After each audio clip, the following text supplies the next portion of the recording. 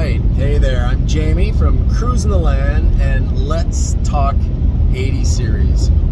So, I just bought an 80 series, so hence I'm in the mood to share my knowledge with you. And if you happen to be in the market to buy an 80, or you already have one and you want to make sure you made the right choice, I'd love to share everything I know about them. I pretty much guarantee in this video you will learn one or two things that you never knew about 80 series. But, you know, this video, I'm driving to California, I'm leaving Arizona. I just picked up a beautiful 1996 80 series. I'm going to, at the end of this video, I'm going to share with you how I got this truck for free. So stay tuned for that. And let's talk about the market, where things are going. And you know, a little bit about me real quick. About 2 years ago, I started a channel about Land Cruisers because that's my passion. And the way I started that channel, someone had a video of a truck I bought, and the guy was getting hundreds of thousands of views. So I said, do you mind if we transfer that channel to me? I'll keep the legend going. And then that's where it started. I started doing comparison videos. So I compared an 80 series to 100. I compare 80s to 60 series, 40 series. You know why? Because I've owned about 40 some odd Land Cruisers over the years. So I've had my fair share of trucks. And in this video, I'm not going to go over like mechanical, what to look for, this and that. Let's face it, they're super reliable vehicles. So what I will go over is the market. Where is it going? When's a good time to get one? Now. They're just going to keep going up in value, folks. And kind of production numbers. How many were out there? A lot of people don't know this, so I'd like to share those numbers with you too. But subscribe.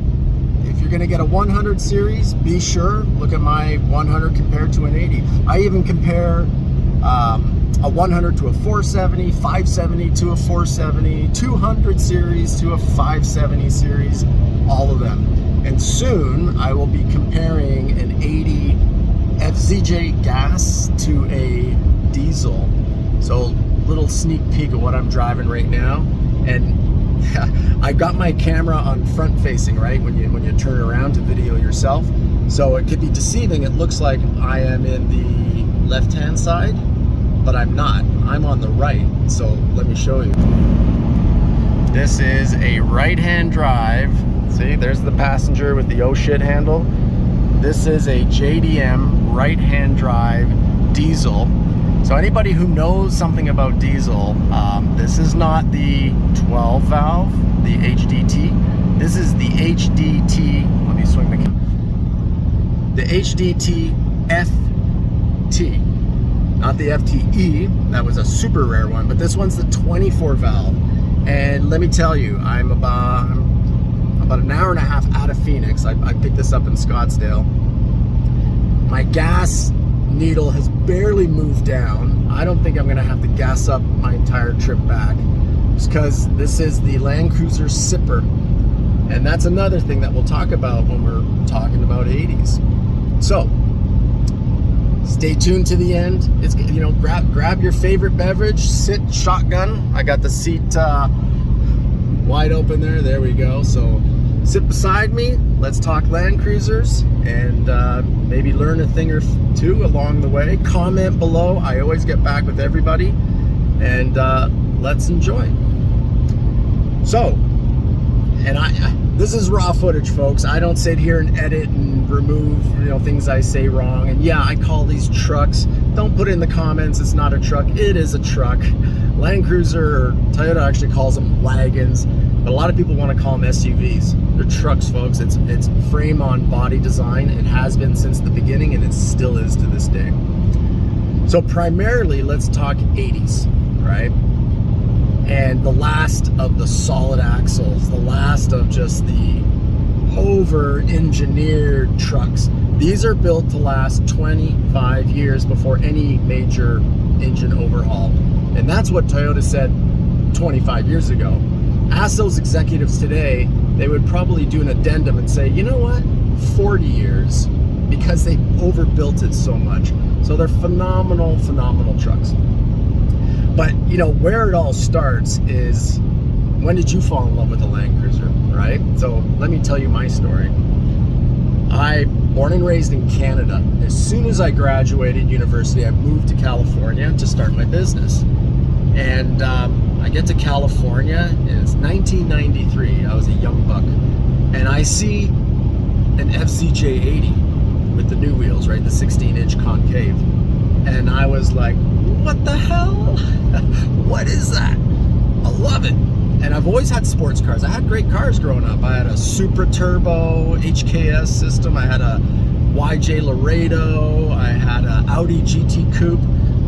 So, just side note, which I found over the years of having Land. All right, well, my camera went out, or actually my battery ran out during that drive, which is too bad. I was so pumped up, but I'm home back at the casa in California, and there's the 1996 diesel JDM Land Cruiser I just picked up. So we'll continue our conversation about 80 series here. And where I left off was, I was saying pretty much everybody who has a Land Cruiser also happens to have a sports car, because you like the best of both worlds, right? So I'm guilty as charged. Porsche Turbo, E55. I've always had quick cars like M Roadster, M5, but it always seems that AMG, the M's, the Porsches, guys that own one of these also have one of those. If they're in the US, I get it. If you're in Australia, maybe you're not getting a sports car. Maybe you've got your Land Cruiser and that's what you're all about. I got my need for speed, but not that I'm speeding in this, but you know, if you're going to off-road, you want the best. And if you're going to drive fast and have superior handling, you want the best as well. So, again, Land Cruisers, got the Land Cruiser hat on, got my introverted Land Cruiser shirt, even though that's backwards because its camera is front facing. But let's get back to the Land Cruiser talk, and let me flip the camera around. Okay. So this is what I was driving back. And like I said, less than a tank of gas for what, 440 miles in a diesel. And all you FZJ owners know that's 2 tanks. You're getting like 220 per tank. And the more gear you add, like this, it gets heavier. So that's an FZJ 80 right there, which we'll look at here soon enough. That would take 2 tanks of gas compared to 1 tank of diesel to go the same distance. Okay, so back to my experience. All right, so here's something you probably didn't know about the Land Cruiser. If you have the upholstery version, you can actually put the driver and front seat, passenger seat, all the way back. It butts up to the second row, and voila, you have a lounge chair. If you have a double din, put in your favorite movie, invite your significant other, get some popcorn, and you got your own drive-in movie. So in this segment, I'm going to share my first FZJ in the comfort of my Land Cruiser. So it was now 1995. I seen the Land Cruiser in 93 and jaw dropped. So I saved enough money because, you know, no cars were coming off a lease, because I wanted a 93 and up. So I drove to New Hampshire where there's no sales tax. So I saved, you know, $3,000-4,000. Sticker was $42,500. I still have that sticker, actually, kept it. And Montreal's just north, so I went to Montreal, then did a day trip down to New Hampshire, picked up my Land Cruiser, came back, and my girlfriend was in Montreal at the time. You know, wanted to make her my wife, but as soon as I pulled up in that Land Cruiser, I got to tell you, it was a sealed deal. She's like, wow, this guy has this type of truck, I got to marry him. So thank you, Land Cruiser. You helped seal the deal. And she's my wife today. And we did that long cross-country trip, 3,500 miles to Southern California. In 1998, I sold that Land Cruiser. 3 years later, silly me, to get a 100 series, the new V8. Just had to have one, right? And I was just, at this point, my company was doing better, so I was just leasing them. I've changed that. I don't lease anymore. I just purchase. And because I'll share with you a great write-off you can do if you run a business. And I guess over the years, I've had at least 20 100 series. I really missed the 80. So just a few years ago, I purchased one. And let's go check it out. There's that lounge seat. So you just sit right back there, fold the top. You got to take the headrest off and put it all the way back. You just can't do it if you got the electric buttons there, which most FZJs have. But if you have an upholstery, you can have your drive-in movies. All right. So here's the FZJ80. Out of all places, I got this on eBay back in, I want to say 2018. And it was Arizona, so flew out there, picked it up, drove it home. The guy that owned this had a man cave garage to be desired. It was beautiful.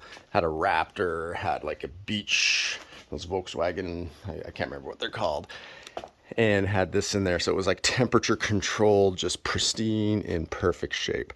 And that's what's key when you're in the market to buy a Land Cruiser. You know, there's some that are up in the Salt Belt, Chicago, New York, Wisconsin, you know what I'm talking about.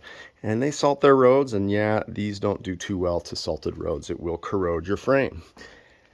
So, price reflects if you want to get a clean example to build up, right? So we'll get into all the pricing here in a second and where the market's going. But this one came with Old Man Emu. I switched it out for Icons, and that's what starts to put the prices up, is all the equipment you add on to these guys. Now, the first Land Cruiser I got back in 1995 was an emerald green. And that emerald green color was so cool because at nighttime it looked black like this. And in the daytime, when the light hits it, it pops. Oh, what do you know? We got an emerald green one right here. I just picked this one up recently, and this one has a ton of gear on it. Yeah, those red wheels are going to go. They're going to the powder coater. And yes, that's a 570. That's the wife's 570 in the background. Those are tremendous trucks as well. See, I said truck, not SUV. I tell her it's a truck too. She doesn't like it when I say that. But look at that color. That emerald green in the shade or at night, it looks black. You'd swear up and down it's black. But look at that morning sun hit the back. See that green pop? That's quite something. So there you can see the green and the metallic once the sun hits it. So who knew, man? Toyota guys had pretty cool, you know, multi-changing color cars back in the day. And on the back there are those are the action tracks I was talking about earlier. Those are the normal boards. Some of them come with metal teeth. And those are bomb because they're better than Max Tracks. They're pretty much the same design. You can use all the Max Tracks aftermarket mounts. But that is, they're just better built than the Max Tracks. And they've been tested on 55,000-pound fire trucks. The materials in it are almost 3 times the cost as the nylon 6 that's in Max Tracks. Just new and improved, folks. But there's the profile, and that's got a 4-inch lift on it. And we'll talk accessories and equipment in a bit, because that's kind of what's affecting the price of these trucks as well. So now we want to talk production numbers.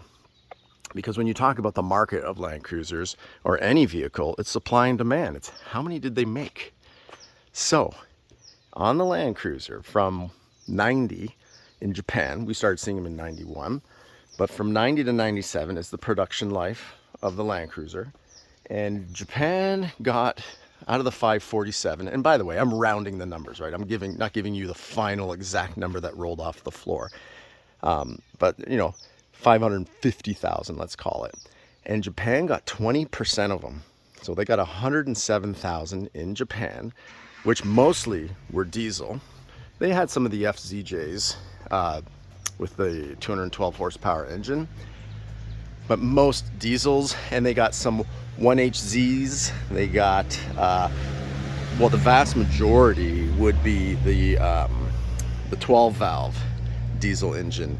But this one right here is the 24 valve, which came out 95, 96, and then they got the hdt-ft, hdt-ft engine, which is the most desirable, but the FT being the second most desirable, and not very many of those available. The Australians love that engine.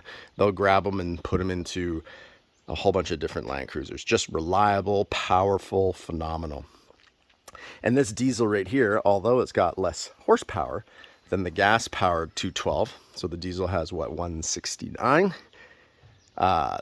it's the torque. The torque is almost the same as this one, but the gas torque is 275 at like 3,500 RPMs.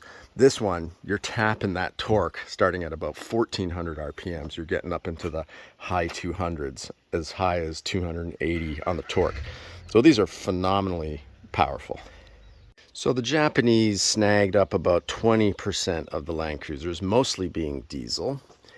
And then next would be the Australians. The Australians got, and this number I don't know 100%, but almost the same amount. They got just over 100,000 split 50-50 with diesel and gas. And yeah, those are the different colors of the boards. Just want to get some interior shots too, not just exterior while we chat. But the Australians got split gas and diesel. They covet the the diesel way more. And the reason being is in Australia, there's a lot more ground to cover. They're putting more miles, or kilometers in their case, on their Land Cruisers than we are here in the US or than they did in Japan. So they covet the diesel. In fact, in the used market, diesels in Australia go almost twice as much as the FZJ gas powered. Just for that reason alone, just think about it. You buy a Land Cruiser, if it's diesel, you're going to spend half the amount of money in fuel during the course of its life. Those are huge savings. Those get into the 5 digits, folks, especially with gas prices these days. And when you talk miles, the Australians, they probably, a lot of their Land Cruisers see, and I'm going to say in miles, right, not in kilometers, not to confuse things, let's keep it the same. So they get a lot of them in the 250, 400,000 miles, where here in the US, we like to explore too, but just not as much ground to cover, or we don't explore as much as they do in the outback. But the US ones, typically I see between 150 to 250 on the 80 series. Yes, you get the occasional super low one, but for the most part, I'm talking about the medium average. And then on the Japanese ones, I should say, they have the lowest just because they're landlocked, you know, well, everybody's technically landlocked, right? But they're not as much terrain to travel. So you typically see theirs in the 80 to 150,000 miles. So when they come across, especially the diesel ones that can go up to 1,000,000 miles, when they get here, 150,000 miles, it's at the beginning of its life. I tell my wife, this one, it's like a brand new truck. A, because you could never get it here in the US until just this past year, based on the 25-year import rule. You got to wait until the truck's 25 years old, or any vehicle that you're importing from another country. And then it's got to meet all the EPA standards and what have you. But to me, this is brand new. And it drives brand new, even though it's got 117,000 miles. Let's face it, that's hardly anything for a rust-free specimen. But you could not have this as early as a year or 2 years ago here in the US. This is the first time you're allowed to have this year here. So to me, new car. Okay, so Japan got 20%, Australia got 20%. So where'd the other 60% go? Well, I think in third place, it would be here in the US. So on the Land Cruisers, we got a total, when we're talking with that badge on it, not with the L, but title Land Cruisers, we got a total of 75,000 total, and add 14,000 in 96 and 97 of the LX 450s when LX got into the game and rebadged it, you know, did some improvements as far as stereo, you know, same vehicle, same lights, especially on the 450, there's not much difference. They had the cladding on it. But strangely enough, even though the Lexus sold for more, everybody covets this badge. This is the one that holds the value, which is kind of funny because it comes off the same assembly line, but I guess it's all in the nameplate, right? In that name, landcruiser. But an LX450, as owners of those will tell you over and over again, it's the same thing. It's a landcruiser, just better with Lexus. Well, if it's better, how come it doesn't sell for higher? That's just kind of odd, right? So out of our 89,000, 14,000 were LXs, so that means 75,000 Land Cruisers. But out of those 75,000 Land Cruisers, in 91 and 92, there was about 16,000. So those 16,000 had the 3FE. That's why I'm signaling them out. So if you're in the market and you think all Land Cruisers are the same, they look the same from the outside. They are not, as far as the engine, the heart of it. So let me show you a 60 series. Okay, although this one here is a HJ, so the H always stands for diesel versus the F for gas. This is an HJ61 import. Phenomenal engine, the 12HT. But the 60 series that we got here in the US from 1980, correction, see, I don't edit. 1980 to 1990 was the 60 series, which the ones with the round lights, single round lights in the front, that had the 2F engine. And then in 88, 89, 90, the FJ62 version of this truck had the first fuel injection, the 3FE engine. Now they took that engine and they carried it over to the Land Cruiser, to the 80 series, just for those first 2 years. And that engine at 155 horsepower left a little wanting.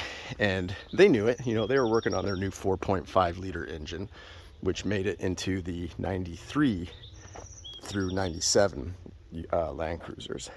And if you think about it, 212 horsepower, that's 50% increase, a lot more power. So if you get a 91, 92 and you think you're getting a killer price, it's because that price is reflecting the fact that the engine is not the most powerful one. All right, which leaves us to, in Toyota Land Cruisers, removing those 14,000 LXs, we had about 60,000 FZJ80s. 60,000. When you think about it, when you're thinking about the market, how many were in the Rust Belt? Right? How many were in Chicago, New York? Those things have cancer underneath. The frames don't, just like any, frame on a car, they don't take too kindly to salt. Let me get the keys to that one so we can get inside and check the interior. So, here's my quick analogy. You're buying a used picnic table on Craigslist and you find one for $100, but it's all rotten. So you're going to spend all your time buying new wood, fixing it, and it'll never be quite the same. Or you find one that's just, a little weathered, but all the wood's in good condition. So you just sand it down, refinish it, and voila, car's looking great, right? Well, wouldn't that be the same thing for the truck? And if that picnic table, the one that's perfect, is $300, wouldn't you spend $300 versus $100 and then having to go to the lumber store and buy $200 worth of new lumber? So, you always want to start with a clean specimen. Absolutely. All right, so let's get inside this one. So yeah, the amount of clean ones that are left out there in the market, how many are there? When you find one, make sure you look at the Carfax. Totally worth it to get a Carfax. There we go. There we go. Finally got her open. So they come gray or beige on the interiors. There's some more of my boards. But this one's clean. Sometimes you're going to notice wearing here, especially the leather. I call it alligator leather cracks. So this one's been replaced. For about $300, you can replace the base. So quite simple and get the truck looking fabulous again. But that's a common thing in the FJs, is that seat. Unless you have the upholstery. The upholsteries always stay in great shape. So invest in a Carfax, look at the research, because maybe you're looking at a car in Texas and you're like, oh yeah, Texas, no, they're not going to have salt there. Well, what if it came from Wisconsin from the first 4 years of its life? Because once it has rust and that starts, it's in there, folks. It just depends how quickly it progresses. It might slow it down if you move to Texas or California. So check your Carfax, absolutely. Okay, before we get into the market and where these trucks are going price-wise, here's just a couple tidbits that did you know about Land Cruisers. So first of all, in Japan, we didn't get it here in the US, they have the active vacation pack. And what that comes with is actually a cooktop, a sink. It would all be in the back there. That one just has a platform. Sink, just camping stuff, right? So pretty cool. And all the Japanese ones come with, as you notice, the solid window here versus our split windows we have on the FZJs. They come with a bar. It's been taken off. I have it, but it's just been taken off. Comes with a bar that goes right across the window. Actually, I think we can see it here in this one through that window, barely. Do you see it running along there? So that bar actually is there to do what? To hold a curtain. So when you're sleeping back in your Land Cruiser, when you fold the second row seats down, you can enjoy, let's get back here. There we go, 80 diesel, baby. So previous owner, I just covered it because my dogs go back here, put in some drawers. Well done, by the way, I must say, pretty cool. Which creates a platform that when you put those second row seats down, you've got a bed platform. So pretty cool. And my dogs, who are Shelties, they're little smaller 20-pound dogs, they can stand here and look out the windows. Windows all around. And this one, as you can see, those two other Land Cruisers are outfitted with all the goodies. This one I'm just gonna keep clean, not even tint those windows, keep them clear. As you can see, I just polished this back piece. I have a video of that if you subscribe to the channel. Polish that up. Look how nice that looks. I just have to do this side. So as you can see, that those steps, the aluminum, and all LX, FJ80s, all 80 series have that aluminum back piece. So just get some polish it up. It takes no time and it'll make it look brand new. So I just got to do that side rail as well. I was experimenting on this side, putting some black wrap just to make it all midnight, but I think I might choose to polish it instead and take that off, even though that looks pretty good. Maybe we'll leave that for a bit. But that was one thing that was pretty cool on the Japanese versions, is that vacation pack and the curtain rod. Another thing the Japanese got that we never got was an integrated winch. This one doesn't have it, but it would go right there. You'd see kind of a cut in the bumper and the winch would be back there, and you remove the plate to access the winch. So how cool is that? Factory installed winch. And they were pricey. They're pretty pricey. That's probably why you don't see it that often. Another cool thing that the diesels got in all the other markets is a cool box. This one doesn't have it. This one actually has cruise control, which I hear is pretty rare. But in here, you would have some buttons to make ice cubes, and you would have basically, that instead of being storage, that's like a little mini fridge. Yeah, it'll put 6 to 8 cans in there of your beverage of choice. We're talking soft drinks, right, folks? Unless you're on the trail, maybe. So that's another cool feature. And then the Japanese ones, they got this little light right here, or not light, sorry, mirror. So that's pretty cool as well, since it's right-hand drive, of course. And I'm just thinking right now, we didn't cap off on production. So 550, and let's say about 60% went between Japan, Australia, and the US. The rest went to South America, let's say like Venezuela, the Middle East, South Africa. So they went all around the world, and that's kind of split up as we go. I'd probably say South America got the next biggest batch, and then the Middle East, and then South Africa. But the vast majority being the US, Japan, and Australia. Another little cool tidbit of did you know? So here in the US, we got the classic keys, old school keys, you know, the 40s, the 60s, they all have keys cut like that. But in Japan, look, 80 series, guess what? They got laser cut keys. You can tell by, you know, it's square. That's laser cut. That's laser cut. That's not. So it's more secure. It's better security and what have you. As far as, you know, anybody breaking in or getting your truck. So, but if they really want your vehicle, you want to put a little bit more preventative stuff, like maybe a switch, kill switch, that sort of thing. A couple more tidbits. Did you know there was not only the vacation active edition, there was a snow edition. And the snow edition had a blind to cover your radiator so that cold Arctic air blast going in, or if you're going through 4 feet of snow, protects your radiator.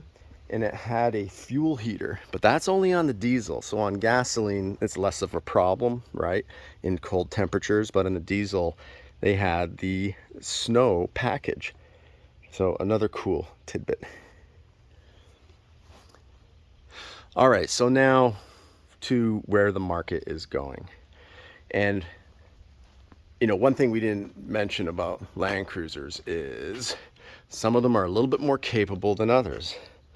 So they all come with center locking diffs. There was a button in the 91, 92, 93, 94. In 95, there's no center locking button unless you add this. And that's the 7-pin conversion, so you can lock it when it's high. But what would happen on the FZJs, when you put it into low gear, automatically it will lock the center. But then only about 30 to 35% of them got this magic button. So what's that magic button?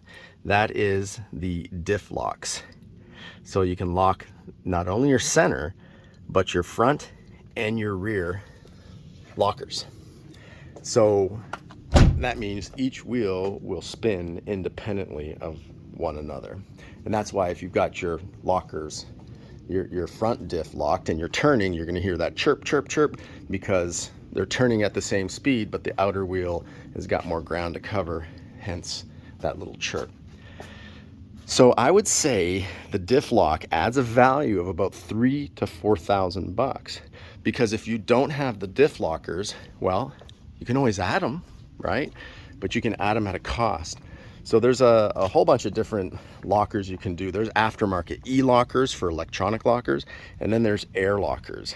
And this cruiser here didn't come with lockers, but they were added, and it's the ARB, and you're looking at about $3,000 to $4,000 to do that. So here would be their magic switches. You can see this plate is blank. That's where the diff locker would usually go, but instead you got to turn on the compressor and then lock rear or lock front. And some people like this better because it's instant, but it could be more problematic. You just have to have one hose pop off and then your locker ain't working. So lockers, that's about $4,000, a $4,000 ad. And then you have people outfitting their cruisers, right? Like, you know, you remove the original suspension, and here we got King mixed with Dobinson. So this is usually, unless you do Old Man Emu is maybe, you know, $1,200 to $1,500 for all the components and then install. Dobinson starts to put the price up. King shocks will definitely put the price up. There's Icon. The Icon I have on my cruiser, that's about a $4,000 suspension upgrade. But these upgrades not only lift your truck, but man, they can make for such a smooth ride. But in the back, because these are solid axles, let's get back here. You can see that rod. You see the one on the angle? There's a Delta Panhard rod lift. That helps eliminate or get rid of the little rear wiggle, meaning when you turn, it seems like your back end wants to swing out pretty quick. So I'll show you what that is on the other truck. But when you start adding the bar, so in this case, that's an Ironman in front, a lot like the ARB, and those are in the low 1,000 range. you know, before you add lights, before you add winch. But bars in the front are typically, you know, in that $1,000 to $2,000 range. Sliders, you know, another $1,000 to $1,500. Roof racks, the Prinsu, another $1,500 once you start adding components to it. The rear bumpers, though, those are the ones that are pricey. The sleeve, these are $4,000. Those are pricey. Plus install, plus extra gear, plus tax, plus shipping. So by the time you put a rear bumper on a car, it's $5,500. And the crazy thing is, you know, maybe 6-7 years ago, people were buying entire landcruisers for $5,500. Not anymore, though. Prices are going up. So when people start adding all these components to the truck, it starts putting the value up. And I know some of you are thinking, well, no, aftermarket parts, you never get your money back. I'd say that's true for sports cars, because when you put aftermarket parts, people are like, oh, you're tilting this thing. You're pushing this truck to its, or this sports car to its limit. But for off-road, you usually get that money back. Just depends how old it is. If it's gear you added 10 years ago, then maybe not so much. But if you just added it 3 years ago and put hardly any miles on it, it will retain its value. So on this FZJ, that's the, I mentioned earlier, the AOE bar. You can see that kind of right there, AOE, Old Man Emu steering stabilizer. But there's a lot of things like adjustable control arms. I don't know if you saw it in the back of the other one. So here's a different style slider. And this, I have a video covering the difference between the new and the old sleeve. So this one's got the tube, as you can see, versus the flat. So that's the old school one. The base is all effectively the same. Again, $5,000 after install or more of those. And then this one's got the roof rack with gear on it. You know, even lights. That 20-inch ARB light right there, that's $900. All that gear that you keep adding to the truck just keeps putting the value up. Those lights, a little bit of custom work there. I did myself, so that saves a little bit of money, but the lights weren't free. There's some more of those recovery boards. These ones have stainless steel studs on the front and back, which are pretty badass. That's what's cool about these. Even if you get the nylon ones and you burn out those nibs, you can just go to your local hardware store, sawzall off the rest of the nib that got burnt, drill a hole, and size 20 washer, nut, and bolt, and presto. And it's kind of indented in the back to fit that washer. So those boards will last you a lifetime. But a lot of people were buying these cruisers at what, 10 grand these days if they're lucky, but closer to 15, 20 for a clean stock one. Maybe it'll have a lift. A lot of them have that 2-inch Old Man Emu lift was a go-to. So then start adding the bumpers, the sliders, all the gear, the roof rack, interior gear, you know, that separator I have in this one. That adds up. And for the most part, ballpark, you know, a fully equipped Land Cruiser is going to be an extra 20 to 25 grand. Add that to the 15 grand you paid for the car, the truck, you're talking 40,000 bucks. That's why you're starting to see 40, 45, 50, and I think it's only going to go up. A lot of the Jeep community, you know, they're starting to realize, you know, overlanding, crawling, you know, when you have one of these triple locked, it's same as a Rubicon, maybe even better. And look at all that extra storage, right? So the true camper, you can put a rooftop tent on that roof rack. So there's another 3 grand. But this is the adventure mobile. And ever since the pandemic, I think here in the US, overlanding is catching on like wildfire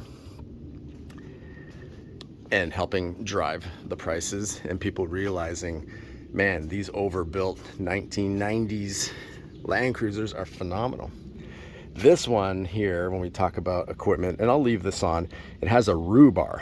They call it a roo bar for, I guess the Aussies gave it that name, for kangaroos, so they can bounce off the front of your truck. So it did have some of those little grills here, which I removed. I kind of like it. I think I'm going to leave it. So this was popular before they made the full steel bumper incorporated bars. This one just attaches to the frame and leaves your OEM bumper in place. But still, pretty cool. I think that's what I'll leave on it, since that's how it came from Japan. Again, keeping this one clean. And this one, suspension wise, you know, maybe different choices in Japan. This has a pro comp and coils. So I'd say this is about a 2-inch lift. It has a 2-inch lift on it. The emerald green one has a 4-inch Dobinson, and then the Icon with adjustable shocks, which is phenomenal. This rides so amazing. Has about a 3-inch lift on it. So I think when we're talking where the prices are going, if you can get your hands on a clean rust-free for 15, 20, even 25 with lower miles, that's the going rate, folks. And then you can take your time and start adding gear, probably the most important being your sliders to protect your body. You know, those rear bumpers, if you scrape them up a bit, and I have, you know, don't worry. If your plans is to put a solid steel bumper, you'll be able to remove the ones you scratched up and dented and put this on. Even if you have a tow hitch, that helps act as a drag. Like this bumper here, literally, you can drag off a boulder and it'll do nothing. I've heard stories of people that got rear-ended and nothing happened to their truck, but the guy that hit them, ooh, sorry looking. You don't want to hit a fully built Land Cruiser, folks. By the way, if you notice, that is a HZJ73. So if you subscribe to my channel, I got videos on that. And if you don't mind, pause and take a second and hit that like button. Because when you hit the like button, what that does is in YouTube, Google's algorithm, it helps give it higher rankings, which means more Land Cruiser enthusiasts like us can enjoy the video and kind of comment. Because I encourage you, comment. If you go buy a Land Cruiser, comment what you paid, what you got, how many miles, and we can kind of keep track and look at the comments kind of as the market keeps moving. And I read all comments, I answer them. So if you got questions on any of these trucks, please just ask and I will get back within 24 hours. So this truck here, that's a 1992. I traded an FJ40 for this. So this is my 3 diesels. This is the first one I got, and this is what got me the bug. You know, I already had the Land Cruiser bug, right? We all do. But this gave me the diesel bug. And by that, I mean just nothing like driving a diesel. I love the sound of it. I love it when you turn the key, it starts instantly. We'll start one here in a second. And this is the 1HZ engine, known to go, what, 1 million miles. And those are 37-inch tires on that. So if you compare to Otis, my Moonglow Pearl 80, those have 35s. This has 37s. And leaf springs. So that's what we didn't mention. Leaf springs were on all Land Cruisers, 40s, 60s, 55s, until the 80 series. So the 80 series was the first time the engineers over at Toyota Motor Corp decided, let's do away with the leaf springs and let's do coils and springs. And of course, you know, you still have control arms because that's a full floating, that's a full, you know, solid axle. So I don't know if you can see that. You got control arms to still put it to the frame, and same thing in the back. But get underneath, look at your Land Cruisers that if you're about to buy. Make sure it's got no rust. And don't be scared of, like Colorado, they put like that chlorine derivative on the roads instead of salt. It still does like some surface rust, but it doesn't eat like salt does. So yeah, that engine's great. And then from there, I said, boy, these diesels, like, how did we never get these in the US? If we did, Toyota would have dominated. This one has the 12HT, so I got that, and this one's turbo. The 73 is not turbo. It still gets up to 80 miles an hour, it just takes time to get there. And then this one is the 24 valve. It's so smooth, it's so phenomenal. Let's actually crank it over so you can give it a listen. What I love about these diesels is the second you barely turn the key, they start. Versus a gas where you got to turn it and it's like vroom, and it starts. Watch this. Instant, folks.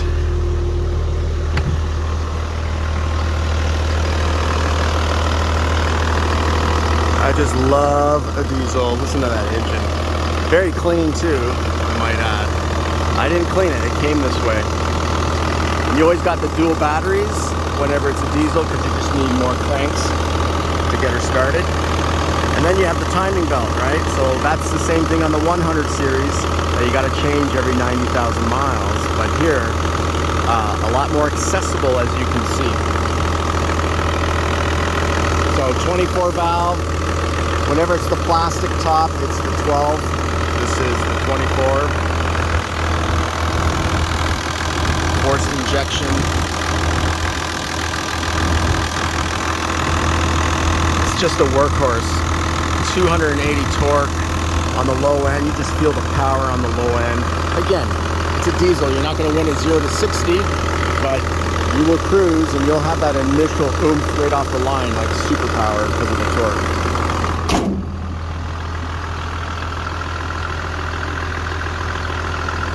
And then this one has a turbo delay, so when you turn it off, it keeps running just to exhaust. As you can see, keys out, laser key, and there we go. All right, and then in Japan, a lot of the time they can't come with these, and whenever I get one in the US, it's tinted, I take it off right away. But the clear ones are awesome. These ones are just well built. They're factory, that's why. A lot of the ones we get here in the US are just aftermarket pieces of crap. But I like the clear because it kind of blends in. But man, you can crack your window and you're not getting blasted with air. So it's really nice. And then this one in the middle, that's kind of like a little deflector in the middle. So when you have your sunroof open, you turn that, there we go. Turn it down and then you just get fresh air flowing into the car. Sorry, truck, asterisk. I won't edit. All right. Oh, now we come to the part of how I got this for free. Well, let me tell you. So, full disclosure. Yes, of course I paid for this. I actually got this on Bring a Trailer, out of all places. First time I bought there. And Bring a Trailer will establish a reserve that the seller has to commit to, and if it gets over that reserve, then it will officially sell versus, you know, did not meet reserve. So bought it there, and this was 30,000 bucks with Bring a Trailer fees and all. And out of that 30, something that not everybody knows, if you run a business, and if you don't, start a small business, just for this fact alone, talk to your accountant. You can do a one-time write-off up to 25,000 bucks on a truck, right? Remember, I keep calling this a truck? Well, it is. It's frame on body, so remember that. And you can write off one time in year one, 25 grand. And it doesn't have to be a brand new vehicle off a dealer's lot. It can be used as long as it's 6,000 pounds, which these are. So 25,000 bucks. If you're in a 40% tax bracket, just for simple math, that's 40% times 25 is 10 grand. So that $25,000 write-off will result in you paying $10,000 less in tax. So go eat your heart out, Tesla, with your $7,500 tax credits, which are almost expiring, I think. So you can write off 10 grand. So that brings us down to 20. Okay, Jamie, well, how's that free? It's still 20 grand out of your pocket. Okay, I know. But let's do a comparison. If you were to buy this, which you can do that same write-off. So let's say you bought this for 30 grand, but actually I don't think I'd sell this a penny less than 50, but let's just say an FZJ you got for 30 and you got that $10,000 write-off. So you're down to 20. So let's talk about actually usage. So for the next 100,000 miles, when you're driving this FZJ 80 here, you are fueling up how many times? About 450 times, because you're getting about 220 miles a gallon. So, 220 miles per tank, I should say. These are rated, let's say, about 12 miles per gallon. When you add more and more gear, you're getting closer to 10 miles a gallon. So let's be generous and say a full tank's gonna get you 220 miles. So for 100,000 miles, quick math, you're gonna fill up 450 times. And let's just say right now in California, gas is pricey. It's almost near $5. It's in the high fours. So that's $100 a fuel up. If you're in other parts of the US, you're going to be paying less. So you're going to spend, 220 times, 450 fill-ups to get 100,000 miles means you're going to spend 45,000 bucks, way more than the purchase price of the vehicle, to fuel this, to roll it 100,000 miles. Conversely, on the diesel, this gets a little bit more than double the MPGs. This is getting maybe, let's say, 23 miles per gallon, where a fully loaded built FZJ is getting closer to 10. Some people might even argue 8. So this gets about, let's say, 22, 23. So I'm going to fill this up because I'm getting about 440 miles per fill up of diesel. I'm going to fill this up maybe 220 times. 220 times. And diesel here in California right now is about $4.50, so slightly less than gas. Hopefully diesel in the long run will always be cheaper, but right now it's almost on par with filling up with regular gasoline, not super. And so if I fill this up 220 times at $100, that's 22,000 bucks. So 22,000 to roll that 100,000 miles, and 45,000 to roll that 100,000 miles. And yes, all you FZJ owners know that's probably the only complaint, is it guzzles gas. So with the diesel, 45 minus 22, well, it's about $23,000 in savings. So presto, free Land Cruiser, or at least that's what I told my wife. Shh. So that's how you get your Land Cruiser for free. Do the one-time write-off, and then over 100,000 miles, just in fuel costs alone, you will save the remaining 20,000 bucks.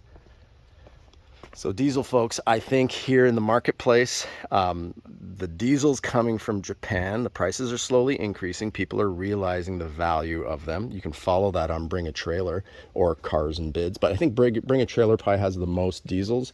You can also work with a broker who's going to bring it in directly for you and represent you, and they'll want you to outfit it and, put some extra money into it, of course, that they'll do for you.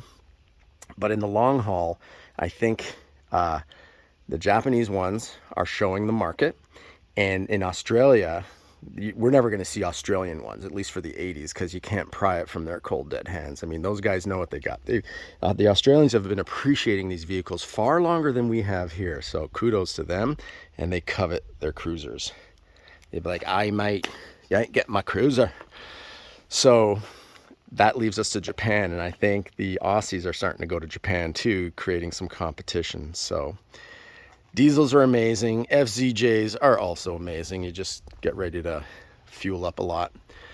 But the market is only going up. I know during the pandemic with the chip shortage, all vehicles went up, but that will adjust at some point. Here, we don't even get the 300 series anymore. We're going to be getting the LX600, right? So Land Cruisers are only going to go up in price. And let's just hope Toyota takes a page out of Ford Bronco's book and comes back with multiple models, like a baseline, bare nothings, and then, the luxury one for those who want to spend the coin. All right, well, I think that about wraps it up. So if you're in the market, these are only going up in price, folks. Don't wait for prices to come down. It ain't going to happen. Get your cleanest one possible. Invest in a Carfax. Find out where that car lived its 30 years or so of life, 25 to 30 years. Make sure it's not in the salt belt. And visit it and go see it. Get underneath. Head gasket, valve cover gasket. Those are some of the repairs you want to look for. And get yourself a Land Cruiser. It's like a rolling investment. It's going to hold its value and go up over time. So why not enjoy what you invest in? It's not like buying a brand new car that, you drive it off the lot, the price drops.